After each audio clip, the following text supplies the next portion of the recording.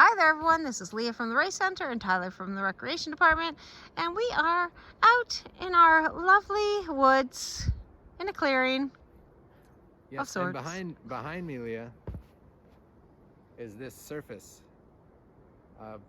Before we've talked about how there's billions of snowflakes in a cubic foot, but today we're talking about actually the surface, because something cool may happen on Monday.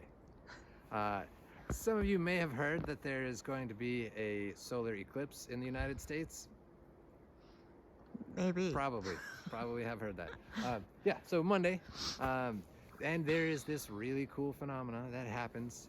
All sorts of cool things. Animals start to it's like, oh, it must be bedtime if I'm a daytime animal. Oh, it must be time to wake up if I'm a, nocturnal animal.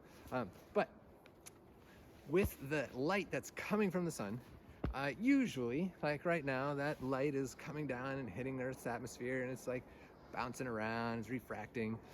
But when the moon, the disk of the moon, slides in front of the sun, then there is less and less of the sun that shows up.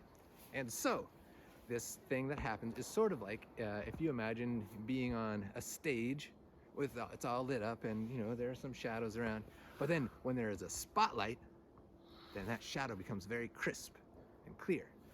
And so when the light from the sun gets smaller and smaller, it becomes more and more like a pinhole, like a little laser. And so,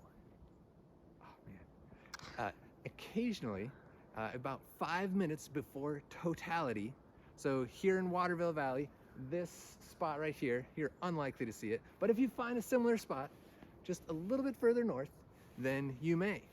About 5 minutes before totality, you may start to see these snakes or shadow bands that start to move across that flat surface.